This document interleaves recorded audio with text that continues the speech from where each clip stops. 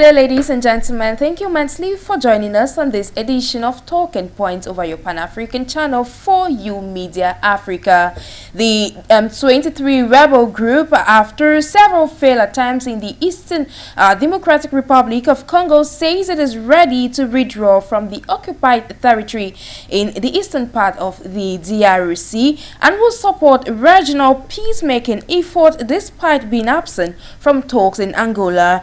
The revelation was made by the group spokesman Lawrence Kanyuka in a statement on Tuesday, adding that they are set to start disengagement. Meanwhile, this is great news for the people of the Eastern DRC. Clashes continue to persist in that region, with President Felix Antoine Tshisekedi in a recent outing accusing President Paul Kagame of Rwanda's government of encouraging the M23 rebel group. Last month, leaders of neighboring countries agreed for a ceasefire in Angola. And is this a final stop for peace in the Eastern DRC? We shall be attempting answers in today's edition of Talking Points. Stay with us.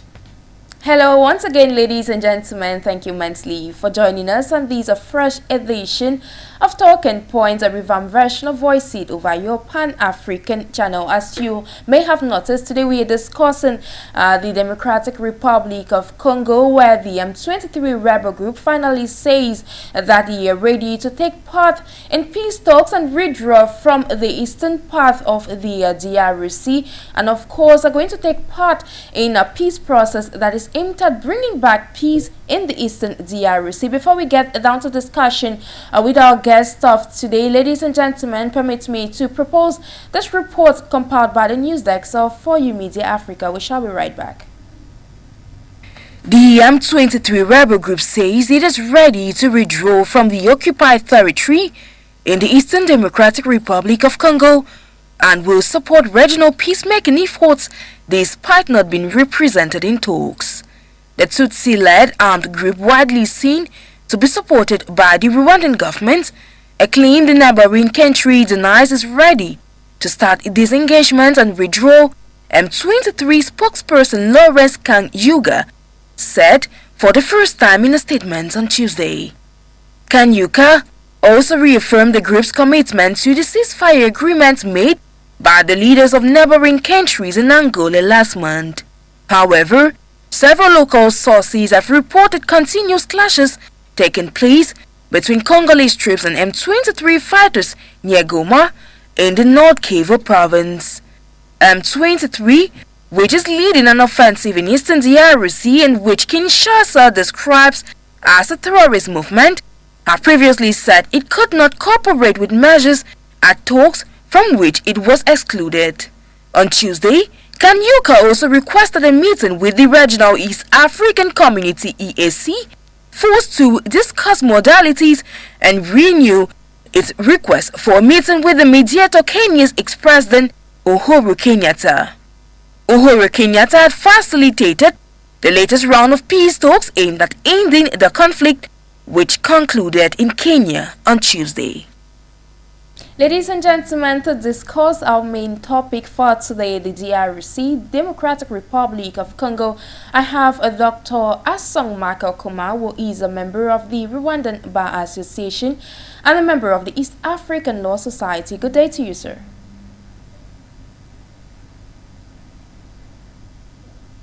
Dr. Asong Michael Kuma, good day to you, sir. Thank you immensely for joining us on today's edition of Talking Points.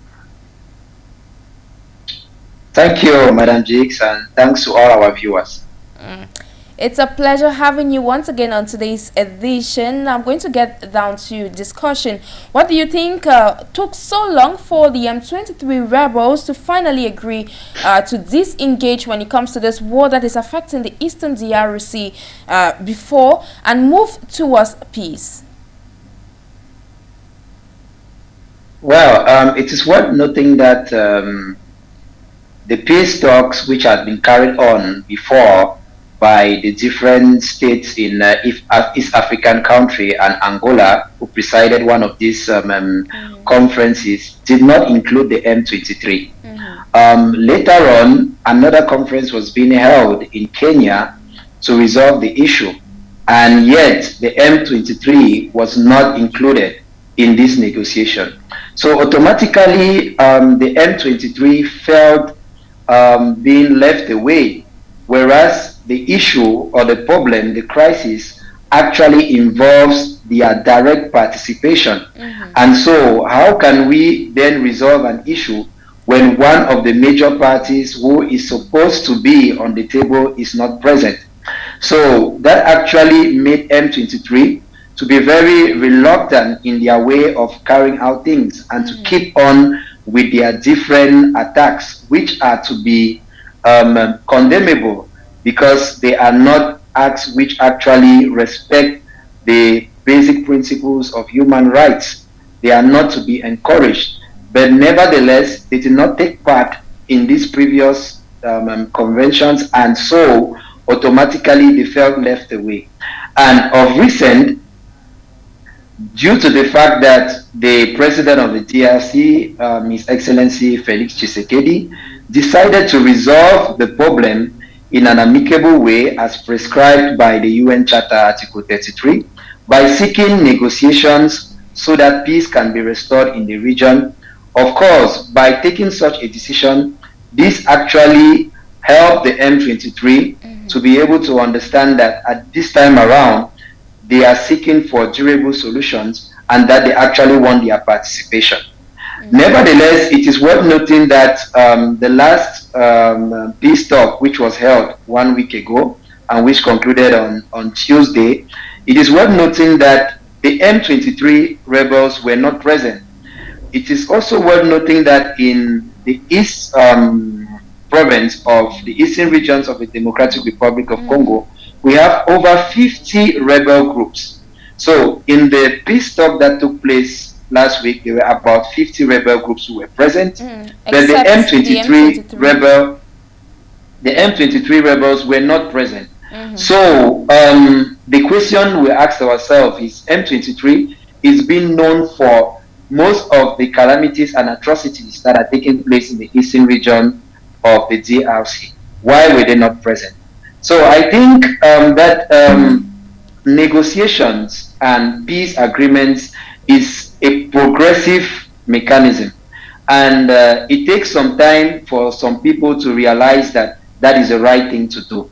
And I think that this time, since the M23 rebels have realized that the other rebels were on the table and that probably they were not being arrested, they feel also secure that they can take part in this peace talk, and that is certainly the reason why they have accepted to sit on the table so that the problem can be resolved, like it was once done in 2009, March 23rd, through the Goma Agreement, which unfortunately was not being respected by the DRC today and led to the resurgence of the M23. Exactly. Now we've had this case of peace wanting to return in the eastern DRC. Now the former president of Kenya, Uhuru Kenyatta, who is the facilitator of this peace process, had earlier said last month that the M23 were ready to take part in the peace process, but that never happened. Now when comparing this to the Ethiopian peace process that took place in South Africa, how can you link both of them? Well, the scenarios are obviously almost similar, because when you look at the reasons or the grounds or purpose for the different attacks which have been perpetrated either by the Tigray forces or by the M23, you realize that there is something in common. And actually that thing in common is that they are actually fighting for their own rights. They are actually fighting for one or two things which they had asked before and which they were not being granted. So automatically, this said, they all came to realize that their manner of doing things has actually led to the loss of lives, to humanitarian crisis, and all this these are calamities, or they are crimes which are not being accepted by the international community. And for them to keep on revindicating their rights, automatically they must look for the best means to be able to achieve their goals. And I think that the only way they can be able to achieve those goals now, it is actually through a peace talk. And that is why the two situations are similar. And as I earlier on said, M23 was certainly very hesitant to join in this peace talk because I think they never felt secure.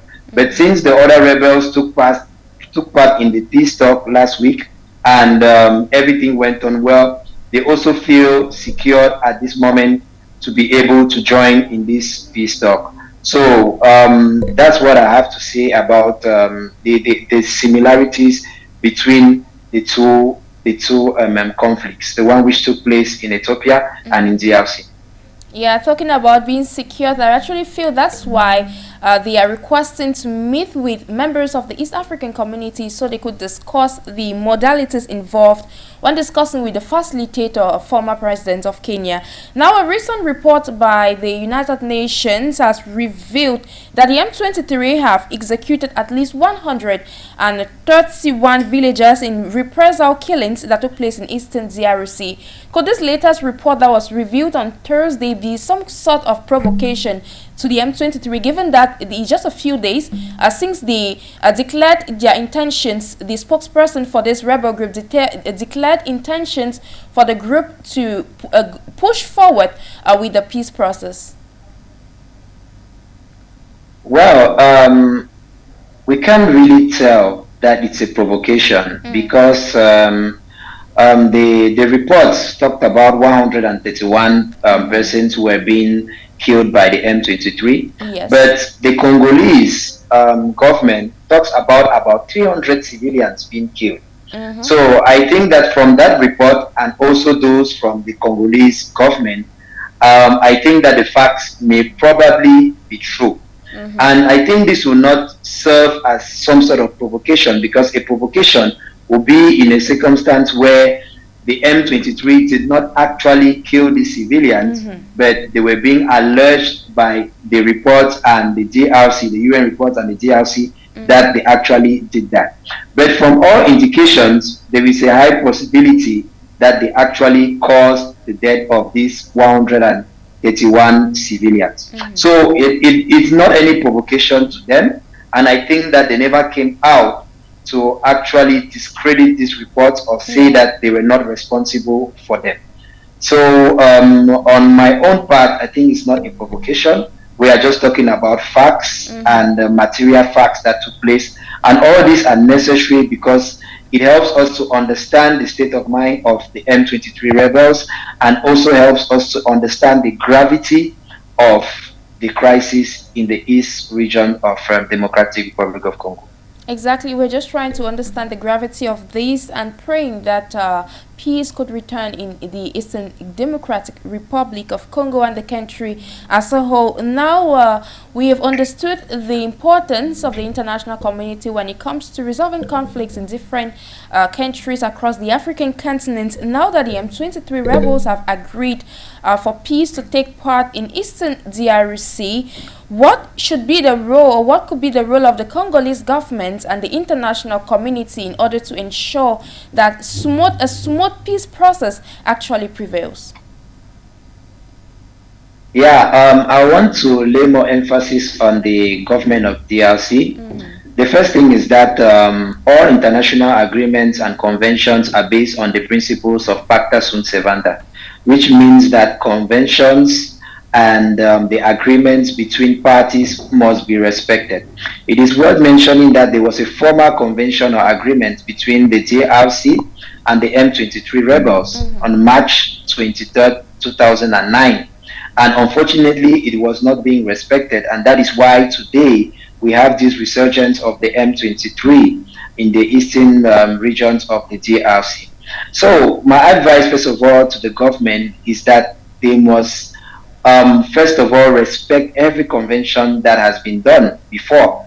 and considering the fact that we are still coming back on an agreement that was being done in 2009, shows fully well that the former agreement was not being respected. And that is the reason why they have to respect the agreements or the peace talks which they are going to carry on at this moment. And that is the only way that peace and stability will be able to come back to the region. Moreover, they have to be more flexible, very flexible in the peace talk. They must go through a comprehensive approach, which entails them actually listening, understanding, and considering every condition which the M23 rebels are going to put forth on the table, and actually negotiate with them based on the principles of respect of every human being, on the principles of equality and self-determination. Most of the time, our government and our leaders, when they go for peace talks, they always see themselves as greater, and that actually hinders peace talks. So they have to go based on this principle of equality of all humans. And I think that by applying these two simple mechanisms, they will certainly have common grounds, and this will lead to peace. My advice to the international community is that they should just play an advisory role, and they should not help in aggravating situations. Like, for instance, saying that Rwanda is actually supporting the M23, because these facts have not been material and we are not 100% sure of them, considering the fact that the international community has usually given us facts which later on we have discovered that they were not true at all. So I think that we should look at the problem, we should look at the basic fundamental root cause of this M23 crisis, and that we should resolve them. Other parties might just be those who are helping or assisting in one way or the other, which we don't have any clear evidence that they are assisting them. The two parties we know here is the Republic of DRC and the M23. I think if they sit together, they'll resolve it, and we'll be able to have peace and stability in the DRC and also in Africa. Exactly, but then it's no longer news. It's true that the two parties involved are the M23 rebels and the government of the Democratic Republic of Congo, Congolese government. But then you evoked the issue of the international community at some point accusing the government of Rwanda. Now it's no longer news that President Antoine Félix Tshisekedi of the Congolese government had recently accused President Paul Kagame of Rwanda of accusing of supporting the M23 rebels. How do you feel about all this, and is this a good move, especially when the government of Congo is still trying to bring peace back in its eastern region? Well, I strongly believe that it's not a good move, because when you want to resolve a problem, it's not the moment of not a moment to throw blames on other parties and onto other people. I think it's about being sure of every single fact that we put forth. And I strongly believe that when you look at all the different causes to the actual crisis in the DRC, there are so many causes. It even stems from pre-colonial moments, where you had the migration of Rwandans to the Eastern Democratic Republic of Congo, who after its independence, these Rwandans who were already there automatically claimed their rights to be citizens, which is normal, and we know that there are so many of them there. So considering the fact that today he's saying that they are being aided or sponsored by Rwanda today, for me, it's not a fact that we can really consider due to the reasons that we have made previously, that the M23 or the crisis in the DRC are so multifaceted that we cannot really lay a blame to anybody. But we are sure of one thing,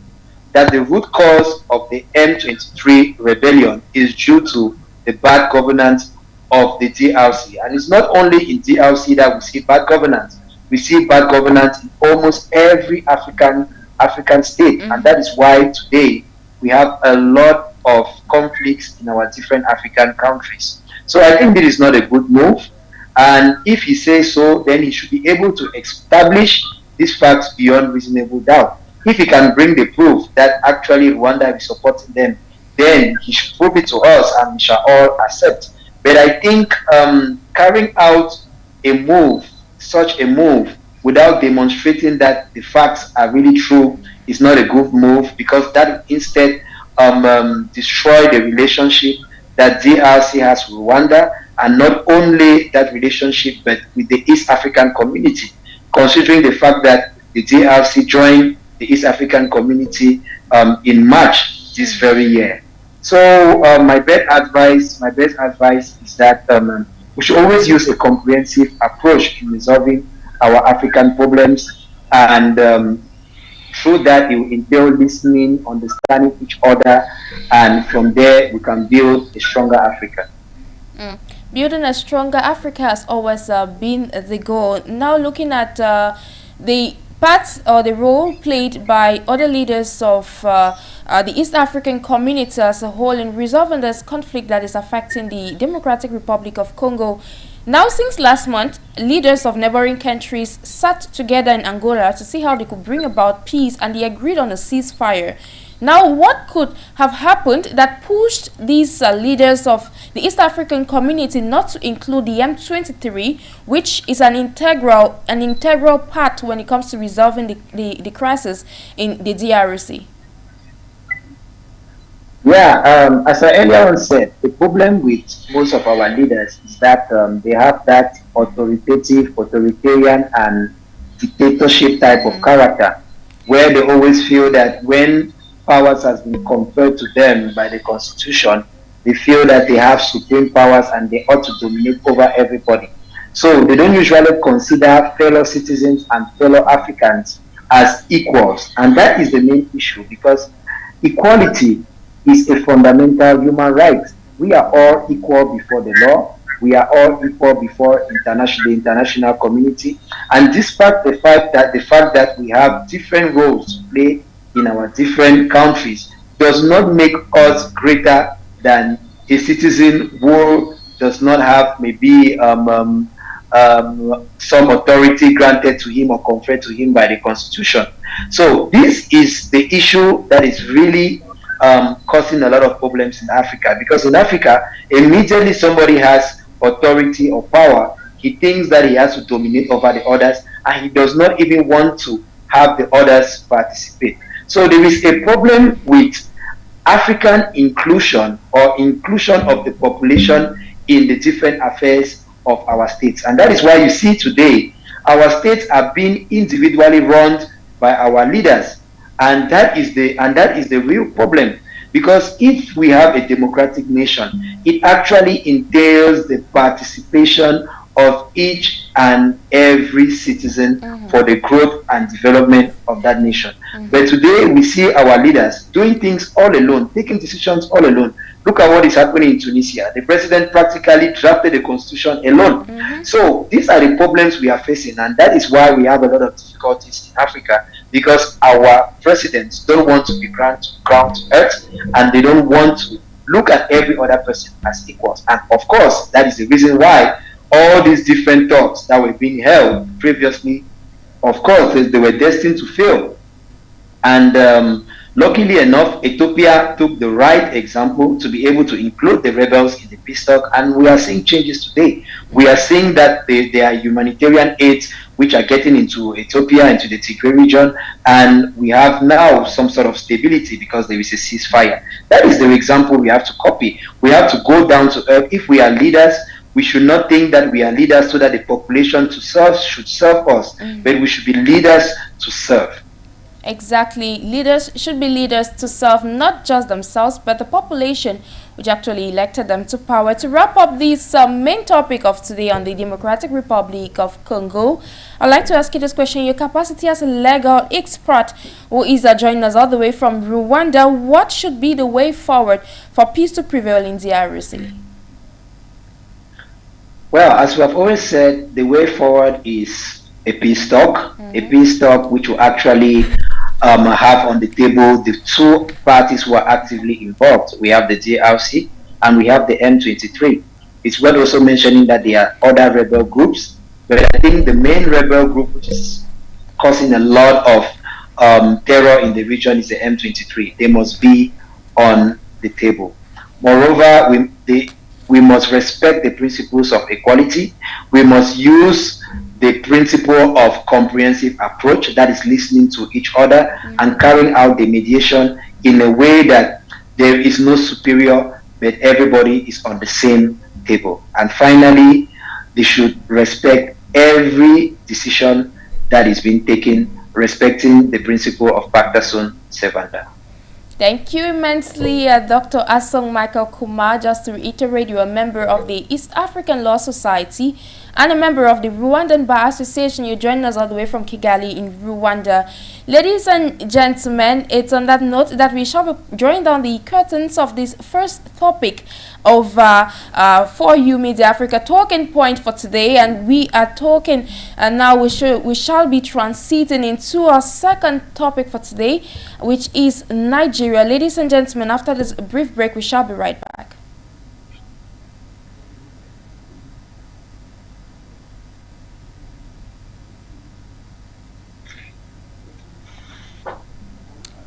Ladies and gentlemen, after this brief break, we shall be coming back to kickstart the second segment and, of course, take our second topic for today of our talking point. We'll be right back. Nigeria's central bank has imposed restrictions on weekly withdrawals to limit the use of cash in an apparent bid to curb counterfeiting and bring down ransom payments to kidnappers. Under a new policy announced late on Tuesday, December 6, the Central Bank of Nigeria said that weekly cash withdrawals for individuals had been cut to 100,000 Nigerian naira, approximately $225, from 2. You're welcome to today's edition of Talking Point. Of course, this is the second segment where we shall be entering into Nigeria today, where the Central Bank of Africa's most populous nation, Nigeria, has introduced a new policy on cash-based transactions that stipulates that cash withdrawals daily should not exceed 100,000 naira from 2.5 million naira for individuals and 500,000 naira from 3 million naira for corporate bodies. According to the Central Bank of Nigeria, the new policy on cash-based transactions in banks aims at reducing and not just eliminating the amount of cash in circulation in the economy of the West African country and encouraging more electronic-based transactions, but it is part of efforts to curb counterfeiting and discourage payment of ransoms to kidnappers in the West African country amid the rising insecurity. What impact would these move that is expected to take part on November or January, so to say, 2023 in the West African country mean for a country that most of its citizens do not have a bank account? We shall be attempting answers in today's edition with our seasoned guests that shall be joining us all the way from Nigeria and equally from Rwanda. We shall be right back.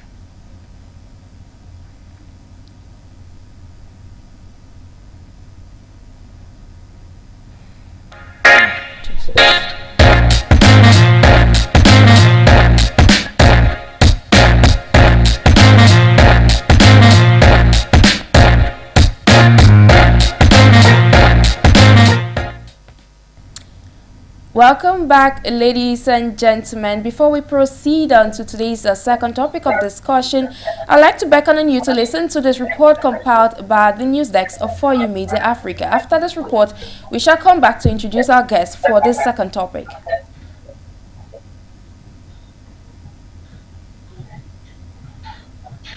Weekly withdrawals to limit the use of cash in an apparent bid to curb counterfeiting and bring down ransom payments to kidnappers.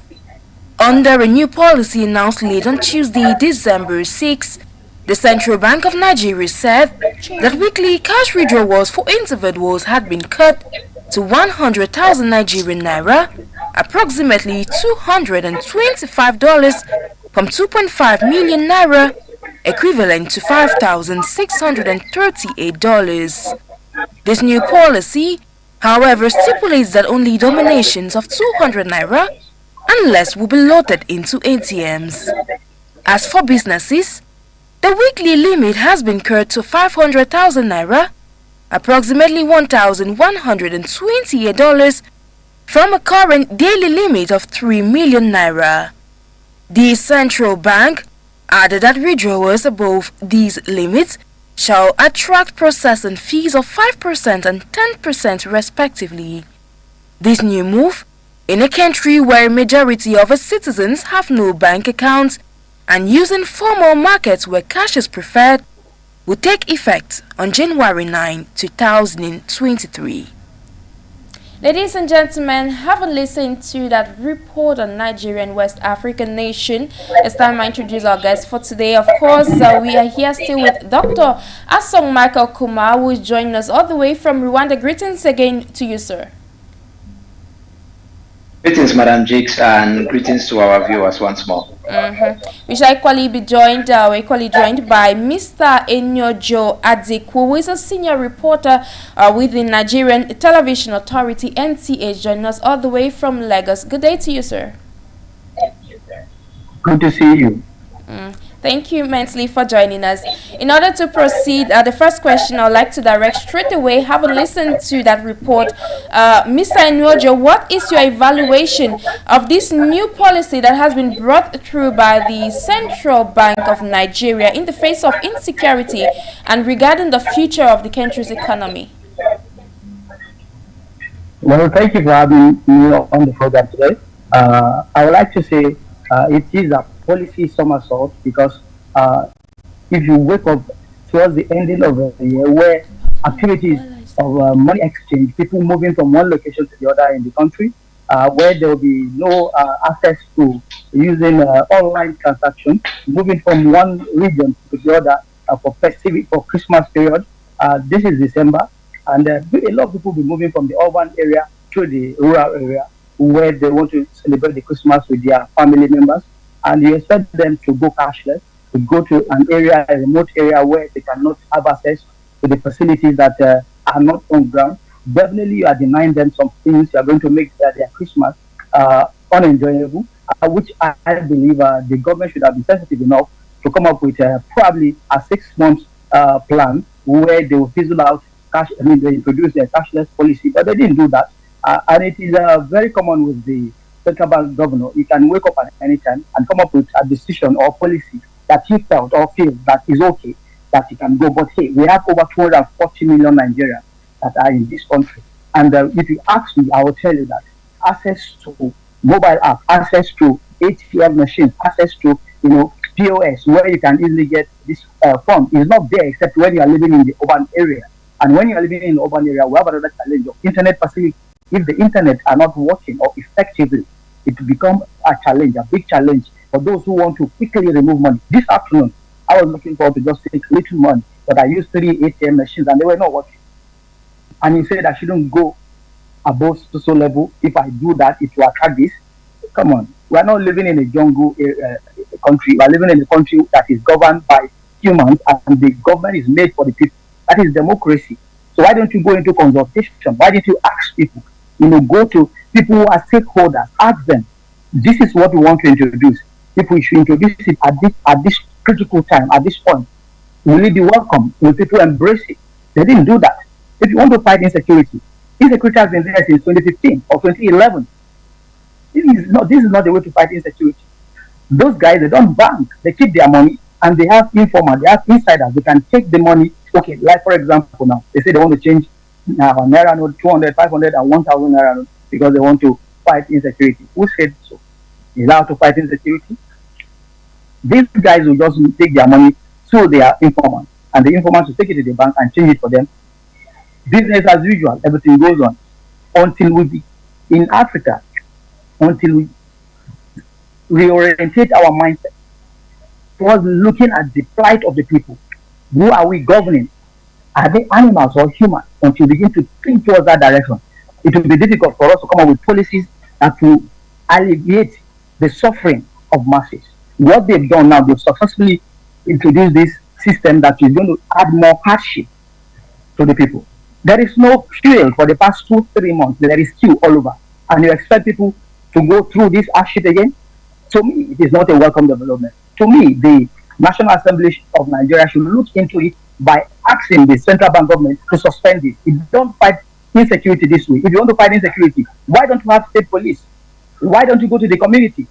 In Nigeria, 80% of the population of Nigeria are rural. They are in the rural area, and go to that rural area. What did they have? Social amenities they don't have.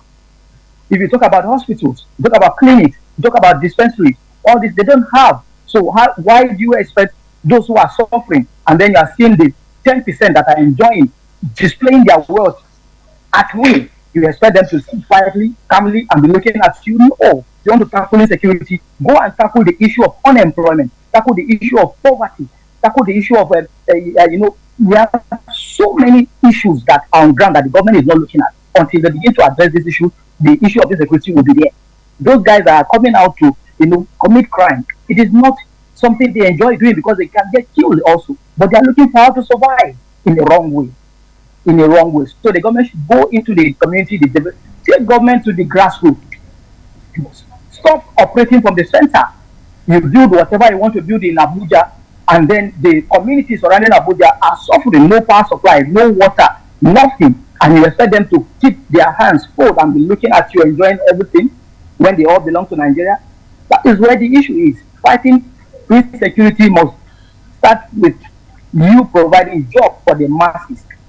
Nigerian population is young.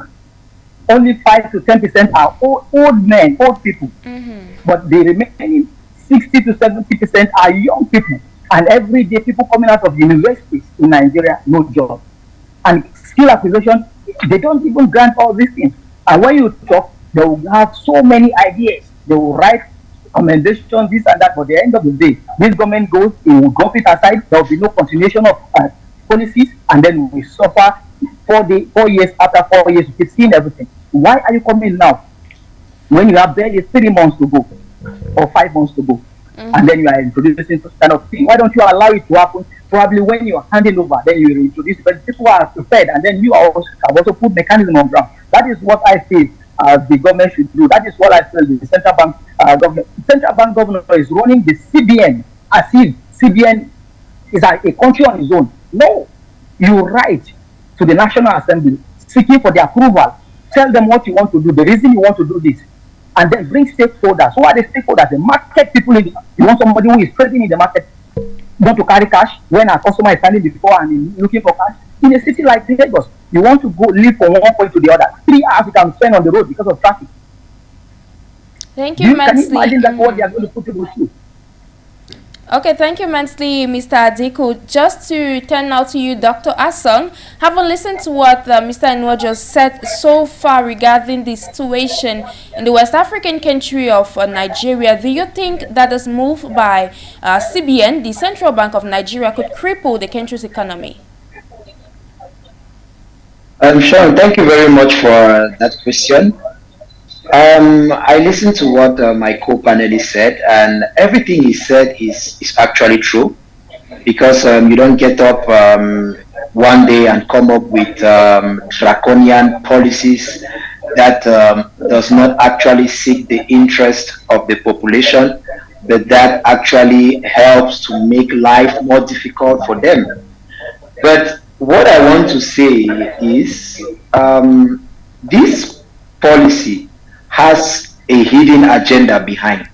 It's not really about reducing counterfeit or curbing counterfeiting, or with regards to ransoms being paid for people who are being kidnapped.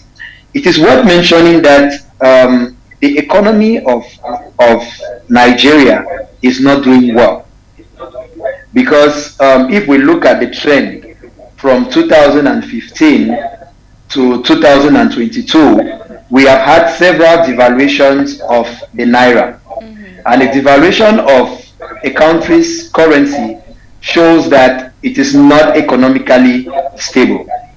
Moreover, when we look at the growth rate has not been impressive also.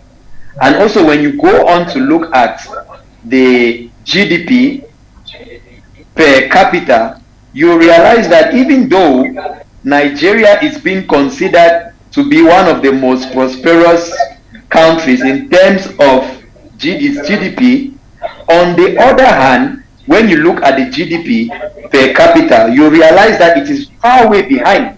We have countries like Botswana with a GDP per capita of about $19,000, but Nigeria is still at 2,000. When we look at Cameroon, Cameroon is at 4,000, and many other African countries are higher. Egypt is about, I think, 24,000. So when we want to look at prosperity per se, Nigeria is not prosperous, you see. And more to that, Nigeria has a debt of $16 billion at the IMF. And the IMF has been warning Nigeria that they have a weak labor market, that they have problems with their fiscal policies, and that if they don't resolve these economic problems by 2026, all Nigerians' revenue will be going to debt servicing. So debt servicing is about paying the interest on the debts which you have taken. So when we look at every economy is based on the principles of demand and supply, export and imports. So for your country's economy to improve, you need to import less and export more. And it also has to do with your way of consumption. We know that in Africa today, most of the things that Africans consume actually come from outside the country. So if Africans keep consuming more of what comes outside, that means we are importing more, automatically will lead to a flow of income out of the country, and that will actually destroy the economy further. As I earlier on said, Nigeria is not doing very well now, and we are almost at the end of the year in which the GDP of the 2022 will have to be calculated.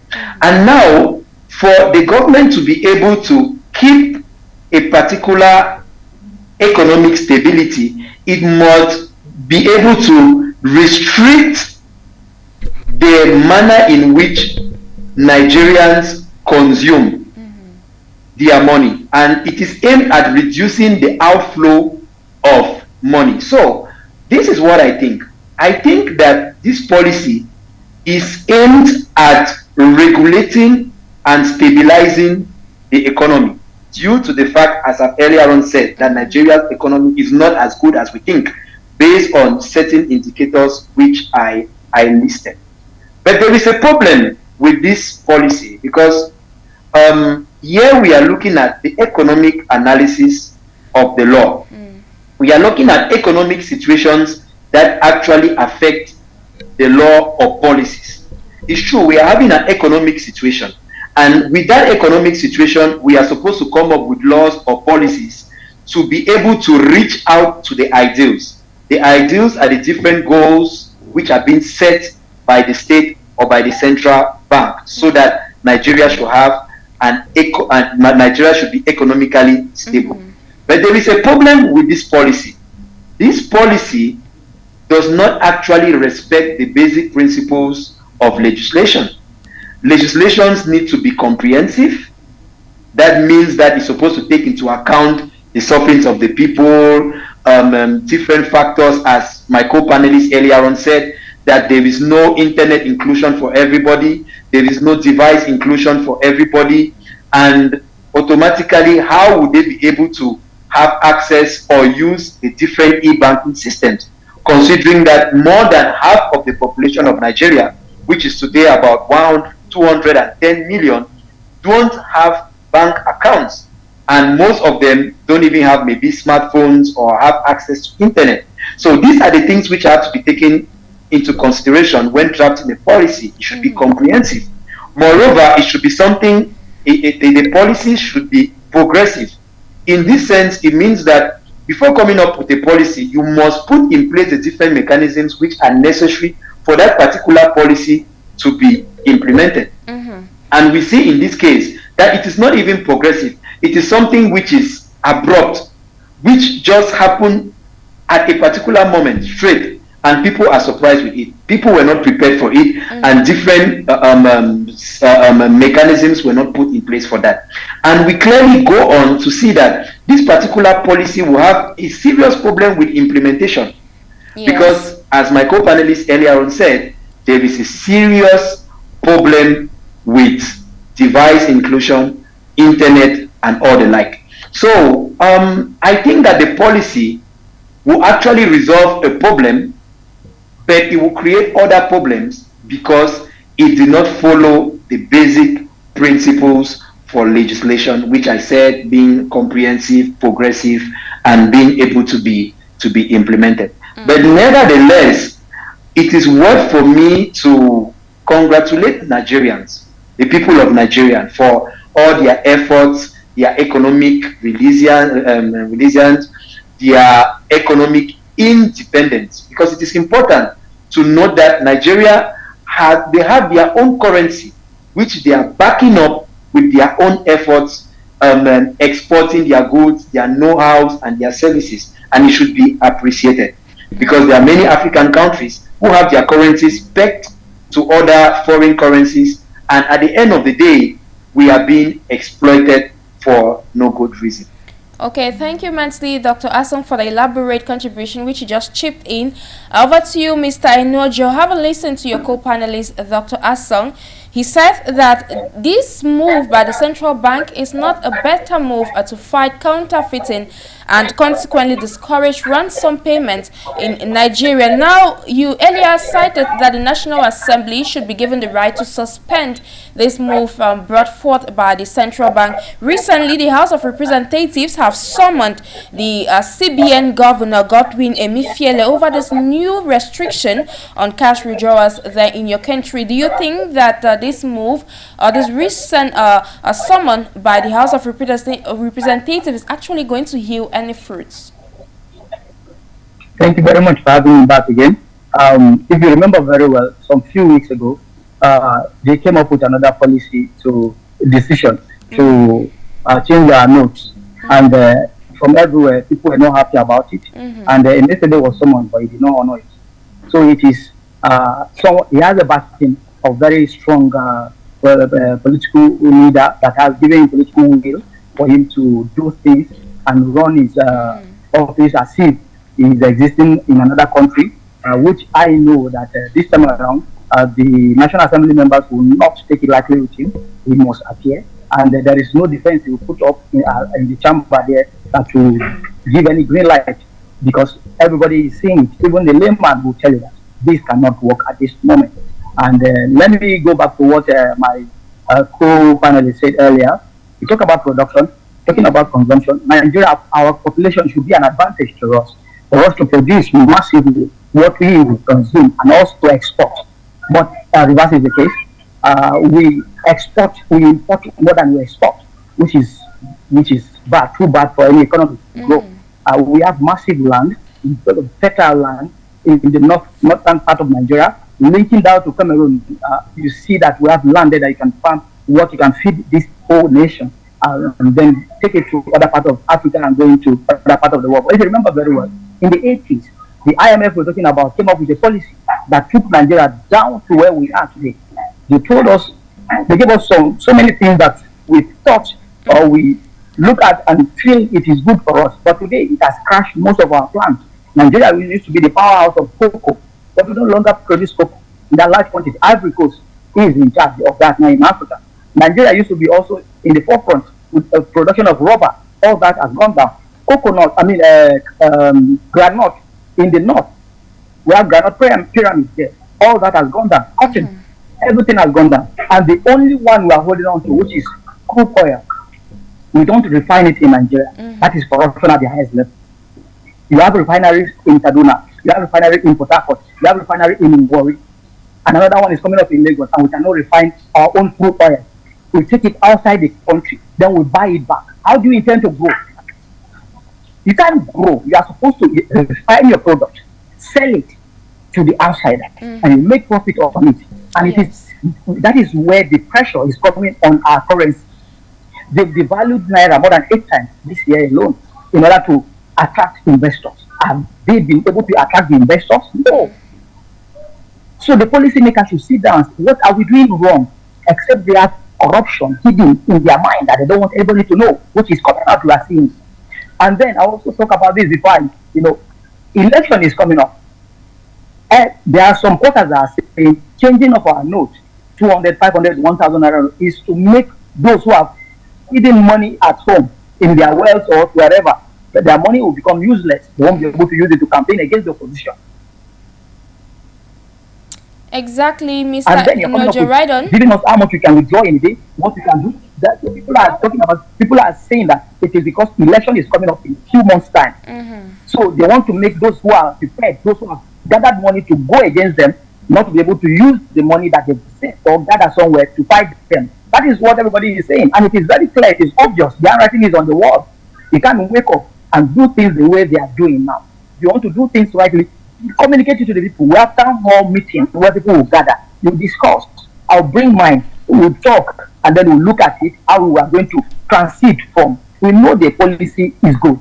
It's good to go cashless, but our society, our environment, our community, they are not prepared. They are not ready for it yet. Go outside the country, talking about the European nations. You see, look at, let me give you one thing here in Nigeria. I have driver's license. Every data you're looking for concerning me is on it. I have international passport. Every information you're looking on it is there.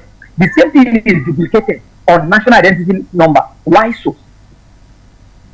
You understand? I have a DVN, bank verification number. The same identity that they on the other format is also there. Why do you have all these bodies scattered? Why don't you unify them? So corruption is number one thing, and this corruption was introduced to us by those who are shouting that Nigeria will crumble in 2026 if they are not careful. They introduced this corruption in 1983. Why don't they tell us to produce and also export instead of we now sit, fold our hands, wait for whatever they give us, and we keep borrowing? My co-panelists also talk about Nigerian debt. It's high. How many generations will come? They'll be paying debt. It's high. Most of these people who are ruling us today went to schools on scholarships abroad, outside Nigeria. But today in Nigeria here, you cannot pay school fees in the university. And the schools will be on strike for long, 8 months, 9 months. Nobody is saying anything. So those are the things. And you say insecurity should disappear. It cannot disappear in that way. Put things in the right perspective. Do things in the right way. Let the enabling ground, create an enabling ground where younger ones can come up with the innovative ideas. Not when somebody is coming up with something, you feel it is a threat to the government. I study peace and conflict resolution. I have masters in peace and conflict resolution. I know what is happening in the Northeast. I know what is happening in the Northeast. Talking about my Maiduguri, Adamawa State, Yobe. Yeah, Mr. Enojo, sorry, it's not I wish to cut you short, but looking at our time here, I'd like to ask you this last question before we wrap up. Given the small businesses are the backbone of Nigeria's economy, and they basically depend on cash for them to run, do you think that the economy of the West African country is actually going to survive this move, which the central bank is actually planning on implementing? Well, West African countries will survive because if you remember 2 years ago, Nigeria shut its border against their West African neighbor. The move that everybody went against, the move that everybody said, no, it must not be so. Mr. President was wrongly advised. And for 1 year plus, West African border was shut. But that did not stop weapons from coming into the country. That did not stop rice imported from Malaysia, Singapore, Indonesia into the country. That did not stop pork from Poland and milk from Poland into the country. But what they successfully did was to make their neighbors also to trust them. Ghana went on retaliatory measure by seizing properties of Nigerians, doing all sorts of things. So what they need to do, they have to go back on time so that their relationship with their West African neighbors will be cemented, will be lovely, will be cordial. Because you need them. If Nigeria should produce good products, the West African market is even too small for Nigeria. West African market, not talk of East Africa, Central Africa, we talk about South Africa. Nigeria, with the population we can produce enough, these West African nations will be here taking every day, and Nigeria will grow. The valuation of Naira does not make Nigeria to grow. It is not possible. And in 2015, when they came to power, it was 180 naira to a dollar. In 2017 to 2018, it went to 380. Today, about 2-3 weeks ago, it went all the way to 920. It just came back to 777 naira to a dollar. On the parallel market is 444. Why do we have different exchange rates in Nigerian market? That is the question that the central bank governor should be answering. You have black market you go to, and they don't sell dollars to an individual like me. I want to pay for my foreign institution. I want to go and do a program probably in UK or US. I can't pay. I have to go and buy from a malam, do the change on the street that is selling 70 something naira to a dollar. Meanwhile, people who have big contacts and they can go to the bank and get it at 444 naira to a dollar. Why is the market divided? We need to play our role as a big brother to West Africa and other parts of Africa, so that the economy of Nigeria will be stable and the market in Africa needs to come together. Let it be Africa for Africa. Let us look inward. Let the leaders shun corruption. Let them not continue the way they have been ruling for the past 40-50 years. Let them change.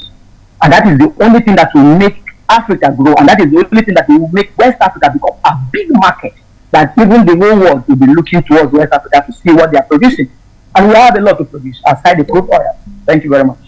Thank you immensely, Mr. Enwojo Adiko, who's joining us all the way from Lagos. Just to reiterate, you are a senior reporter with NCA Television, joining us all the way from Lagos. To wrap up with you, Dr. Asong, how would this move affect international transactions? Just in a few words, please. Well, the move is actually being applied in Nigeria, and of course, when it concerns international transactions, as my co-panelist earlier on said, that Nigerians import more than they export. So automatically, it means that the international market will not be receiving Nigeria's money, which for me it will be something positive, because it will help to bring the balance, the trade balance, to a surplus instead of being on a deficit in this situation. So as I earlier on said, it looks a good move in the sense that it might help stabilize the country, but on the other hand, I think it did not respect the basic principles of legislation, laws, and policies. So on that part, the population will have a great knock and they are going to suffer. So I think the way forward is that good governance should be at the center, the population should be at the center first, and that the leaders should take good decisions that are going to be in favor of everybody and not their political agendas. Thank you immensely. You are a member of the Rwandan Bar Association, as well as a member of the East African Law Society, joining us all the way from Rwanda. Thank you immensely to you equally, Dr. or Mr. Enwojo Adiko, who is a journalist, joining us all the way from Nigeria. Thank you.